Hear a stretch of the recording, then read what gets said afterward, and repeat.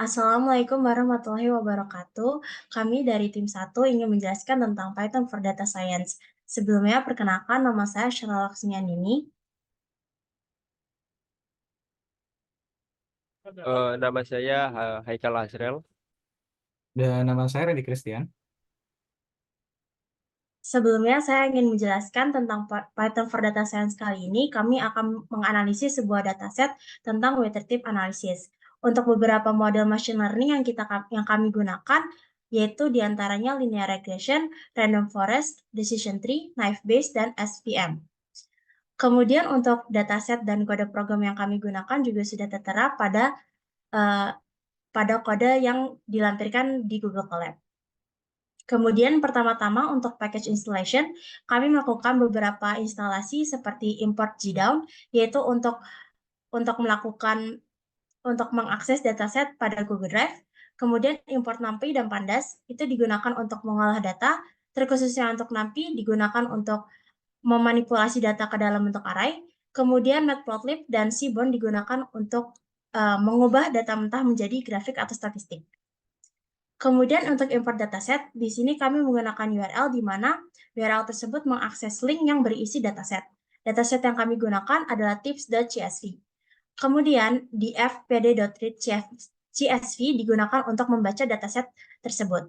Kemudian df.head digunakan untuk menampilkan 5 data pertama pada file tips.csv.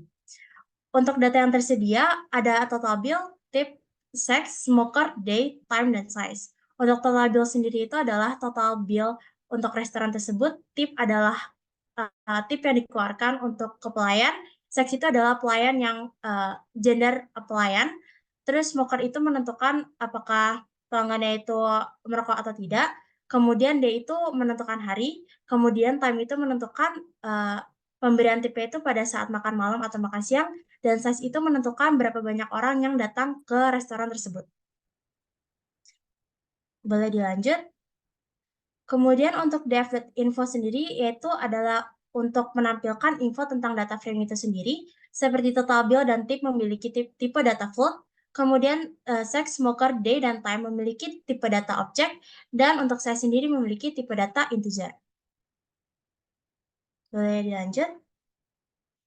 Kemudian untuk dev.describe yaitu untuk menampilkan atau mendeskripsikan data frame seperti total bill, tip, dan size memiliki jumlah rata-rata, minimal, dan maksimal nilai yang tersedia. Kemudian boleh dilanjut.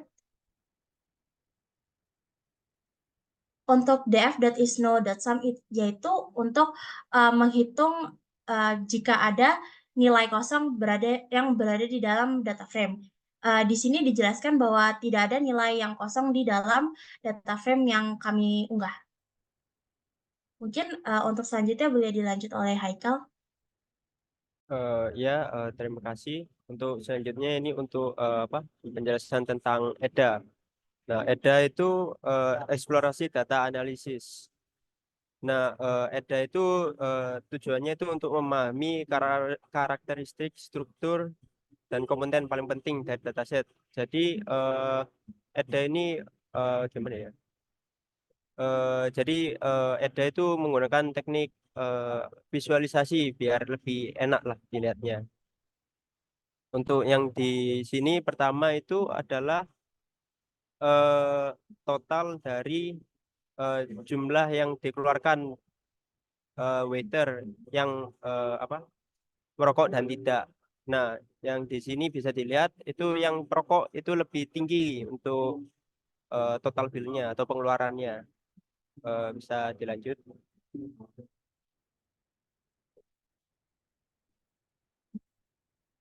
Nah, untuk yang selanjutnya ini itu ada tipe yang kayak apa ya, tabel tangga. Nah, yang sama kayak yang tadi.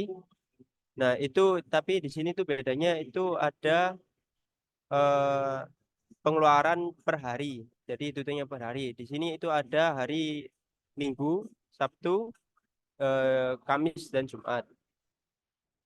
Nah, itu di sini itu pengeluaran hari Minggu lebih tinggi dari yang lain. Bisa dilanjut. Nah, untuk yang selanjutnya ini itu bisa dilihat jumlah pengeluaran yang dikeluarkan untuk waiter female, waiter wanita dan pria. Nah, di sini bisa dilihat itu total bill-nya itu lebih tinggi pria ketimbang waiter wanita. Bisa dilanjut. Nah, di sini itu ada yang tipe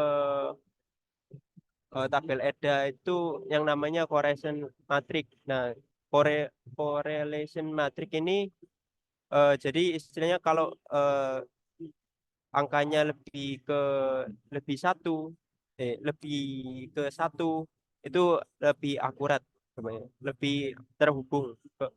Eh, Ya bisa dilihat di sini itu jadi dari yang total bill yang di kiri sama total bill yang di bawah itu angkanya satu, jadi lebih kuat. Terus yang total bill bawah sama tip yang kiri kedua itu hanya 0,68%, 0,68. Nah, jadi apa? Nggak terlalu kuat tapi oke lah. Nah, untuk yang ukuran yang diterima dari total bill itu juga nggak lebih rendah dari tip. Jadi sama untuk yang di bawah kedua itu yang tip itu sama juga. Jadi yang tip bawah kedua sama yang kiri kedua itu berhubungan. Jadi hasilnya satu. Nah, total total bill sama yang di kiri sama yang tip itu eh, nggak terlalu terhubung. Jadi hanya 0,68. Dan tip dan ukuran itu nggak terlalu besar, jadi hanya 0,49 di bawah 0,50. Lalu yang ketiga itu ada Zeiss. Nah, untuk yang Zeiss ini juga yang Zeiss sama Zeiss itu tetap berhubungan. Jadi hasilnya satu. Untuk yang Zeiss sama total bill itu nggak terlalu hasilnya itu nggak terlalu besar. Jadi ya hanya hanya 0,6. Jadi ya apa ya? Ya ukuran ukuran dari total bill-nya yang dibayar itu nggak, ya oke lah. Lalu yang kedua itu Zai sama tip itu nggak terlalu besar. Jadi jadi tip yang diberikan ke waiter itu juga nggak terlalu besar jumlahnya, hanya 0,49 saja. Bisa dilanjut. Nah, di sini itu bisa dilihat juga apa istilahnya distribusi total total bill dan tip. Nah, di sini tuh eh, jadi bisa dilihat sendiri kalau yang kuning itu kan tip. Nah, yang tip ini lebih tinggi frekuensinya. Jadi kan lebih apa ya? Lebih sering lebih sering diberikan tip ini ke waiter-waiter restoran. Nah, tapi untuk jumlahnya atau apa ya? Besarnya tip tersebut itu nggak terlalu besar. Hanya yang paling besar itu bisa dilihat sendiri itu hanya sekitar mungkin 16, mungkin segitu. Jadi untuk tipnya itu sering diberikan kar- ke waiter, tetapi jumlah dari tip itu nggak terlalu banyak. Bisa lanjut. Nah, di sini ada EDA apa jenis EDA yang lain, yaitu yang namanya box plot. Nah, Boxplot ini itu kayak apa ya? Jadi Boxplot ini agak agak unik lah. Jadi di sini ada yang namanya total bill sama hari. Jadi hari yang apa ya? Total bill yang dikeluarkan per hari. Jadi yang sama kayak tabel di atas, cuman ini kan menggunakan boxplot. Jadi tetap untuk yang hari Minggu sama yang tabel di atas itu lebih besar. Nah, untuk boxplot itu ada yang namanya apa ya? Yang kayak tali, yang kayak garis itu yang dinamakan whisker, lalu yang kotak itu yang dinamakan box. Ya, mungkin itu lalu bisa dilanjut. Nah, untuk yang di sini itu ada penjelasannya itu apa dari EDA yang menggunakan apa ya? Istilahnya pastel palet. Eh, pastel palet itu kayak apa ya? Hanya warnanya yang lebih apa? Lebih enak dipandang. Nah, ini itu perbedaan tip antara wanita dan pria untuk jumlah tip yang diberikan. Nah, jadi untuk jumlah tip yang diberikan ini pria lebih besar ketimbang wanita. Eh, bisa dilanjut. Nah, untuk yang terakhir ini ada yang namanya one shot encoding. Nah, one shot encoding ini itu kayak pengolahan data yang dari tadi yang di atas itu dari yang visual itu ke istilahnya dikonversikan ke dalam versi apa ya? Versi biner, istilahnya versi vektor biar bisa diolah oleh komputer. Nah, di sini itu ada kolom seks, smoker, jumlah yang ngerokok per hari sama waktu. Nah, itu bisa dilihat ada 5 dari isi tabel tersebut. Eh, Mas Randy. Oke, mungkin saya lanjut penjelasan berikutnya. Terima kasih untuk Haikal dan Sheila untuk penjelasannya sebelumnya. Jadi, setelah kita melakukan exploratory data analysis dan kita melakukan encoding untuk data frame-nya, selanjutnya kita akan memodelkan data frame yang kita punya tadi sebelumnya menggunakan beberapa algoritma machine learning, di mana kita akan menggunakan 5 algoritma. Di sini linear regression, random forest, decision tree, naive Bayes, dan SVM atau super vector machine. Yang pertama kita menggunakan linear regression untuk kode awalnya kita melakukan import package dan library yang digunakan. Di sini kita menggunakan model linear regression dari sklearn dan menggunakan matrix evaluasi dari sklearn berupa mean square error atau MSE, mean absolute error, dan R kuadrat. Lalu bagian berikutnya kita import fungsi train test split untuk membagi data training dan data testing. Lalu sama seperti sebelumnya menggunakan pandas, dan untuk plotting kita menggunakan matplotlib. Untuk bagian pertama kita menginisialisasi variabel X dan Y dengan mendrop atau mengabaikan fitur tip di sini. Lalu bagian berikutnya kita melakukan pembagian atau splitting data training dan data testing. Jadi variabel X train, X test Y-train, dan Y-test, di mana di sini perbandingannya untuk data set yang digunakan untuk testing, kita menggunakan sebanyak 0,2 atau 20% dari dataset, sementara untuk dataset yang digunakan untuk training, kita menggunakan 80%. Jadi perbandingannya 20% banding 80%. Lalu bagian berikutnya di sini kita modelkan menggunakan fungsi linear regression dari Scikar tadi. Lalu setelah itu kita fit modelnya menggunakan data X-train dan data Y-train dari model linear regression itu. Lalu setelah itu bagian berikutnya kita melakukan prediction dari model yang sudah di fitting tadi.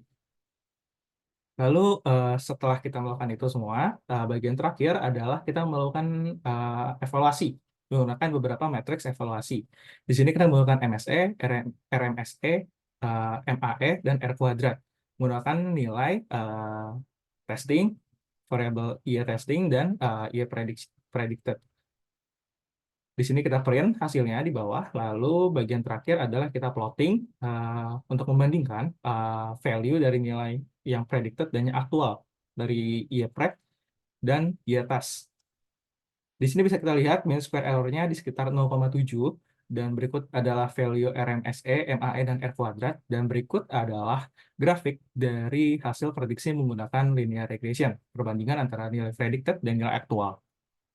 Lalu bagian berikutnya kita menggunakan algoritma random forest. Di sini algoritma random forest di sini adalah salah satu model machine learning yang umum digunakan yang terdiri dari banyak pohon keputusan atau ya random forest. Lalu di sini bagian pertama ini kita sama seperti sebelumnya kita melakukan import package dan library yang digunakan.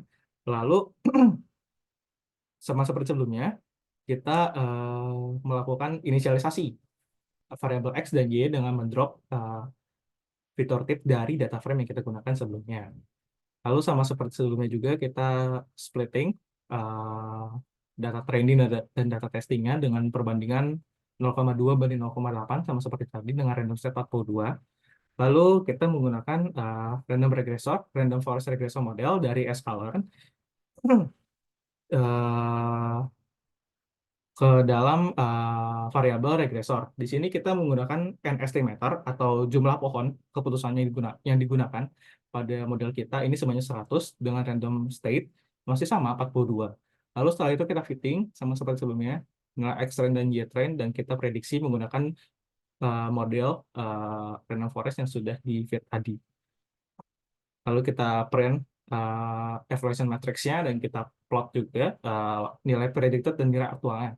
Di sini dengan menggunakan algoritma random forest, kita memperoleh nilai mean square error 0,91 dan nilai matriks evaluasi lainnya sama seperti yang ada di layar. Dan berikut adalah grafik perbandingan hasil prediksi dan value sebenarnya. Lalu di sini kita menggunakan decision tree. Decision tree ini adalah salah satu model machine learning yang umum digunakan pada algoritma machine learning menggunakan algoritma seperti struktur pohon untuk membuat keputusan berdasarkan fitur-fitur data yang digunakan. Di sini sama seperti sebelumnya kita import package library, kita inisialisasi X dan Y, kita bagi data training dan testing dengan pembagian masih sama 0,2 banding 0,8, dan di sini kita inisialisasi model decision tree-nya dan kita fitting kita fit modelnya menggunakan data X-train dan Y-train, lalu kita prediksi menggunakan model decision tree sebelumnya. Lalu di sini kita tampilkan matriks evaluasinya dan kita tampilkan juga plottingnya. Untuk algoritma machine learning menggunakan decision tree, di sini kita memperoleh nilai mean square error-nya naik menjadi 1,21 dengan RMSE, MAE, dan R kuadrat seperti yang ada di layar. Dan berikut adalah grafik hasil plotting nilai predicted dan nilai aktual. Lalu bagian berikutnya kita menggunakan algoritma klasifikasi. Karena sebelumnya kita sudah menggunakan 3 algoritma regresi, di sini kita menggunakan model klasifikasi menggunakan Naive Bayes, di mana Naive Bayes ini adalah model probabilistik yang menggunakan teorema Bayes kalau dalam matematika, di mana asumsinya adalah fitur-fiturnya ini tidak saling berkaitan atau independen satu sama lain. Sama seperti sebelumnya kita import library dan package, namun di sini kita untuk evaluasinya kita menggunakan classification report dan accuracy score dari sklearn karena ya ini adalah algoritma klasifikasi, bukan regresi. Lalu sama seperti sebelumnya, kita drop tipnya dan inisialisasi XY, kita splitting data training dan testing dengan perbandingan 0,2 dan banding 0,8 dengan random set 42. Lalu di sini kita inisialisasi modelnya menggunakan fungsi Gaussian NB atau fungsi naive Bayes dari sklearn. Lalu kita fitting modelnya menggunakan nilai X-train dan nilai Y-train, dan kita prediksi menggunakan value X-test. Lalu untuk hasil evaluasinya, kita menggunakan fungsi accuracy score dari sklearn dengan memasukkan nilai Y-test dan Y-pred. Lalu di sini untuk kita print nilai akurasi dan kita print classification reportnya yang menampilkan nilai precision, recall, F1 score, dan support. Di sini bisa kita lihat menggunakan naive Bayes kita memperoleh akurasi sebesar 0,95 dengan berikut adalah hasil klasifikasinya. Lalu untuk bagian terakhir, kita menggunakan support vector machine, algoritma klasifikasi support vector machine atau SVM, yang merupakan salah satu model machine learning yang umum digunakan untuk tujuan klasifikasi dan regresi, yang di mana SVM ini tujuannya untuk menemukan bagaimana sih hyperplane yang terbaik yang memisahkan dua kelas dalam suatu fitur atau ruang fitur. Di sini kita import dan kita peroleh data library dan package-nya dengan menggunakan evaluasi matriks sama seperti tadi, classification report dan accuracy score dari sklearn.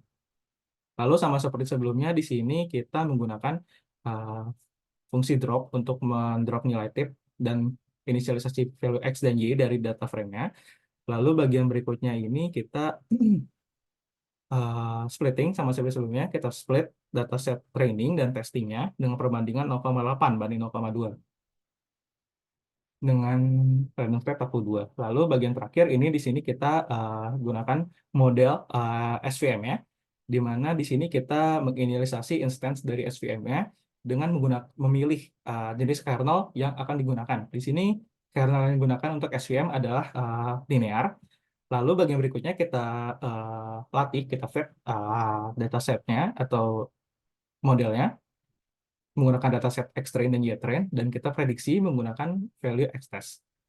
Sama seperti sebelumnya, untuk matriks evaluasi dari klasifikasi ini kita menggunakan nilai akurasi score dari Y-test dan Y-pred, dan kita tampilkan hasil akurasinya, dan kita tampilkan juga bagaimana matriks akurasi score-nya. Di sini bisa kita lihat untuk outputnya, untuk akurasi menggunakan SVM ada di 0,95, dan berikut adalah tabel perbandingan precision, recall, F1 score, dan support jika kita menggunakan algoritma SVM atau support vector machine. Mungkin demikian presentasi dari kelompok 1 dari saya, Sheila, dan Haikal. Mohon maaf apabila ada salah-salah kata. Mungkin sekian dari kami. Wassalamualaikum warahmatullahi wabarakatuh. Terima kasih.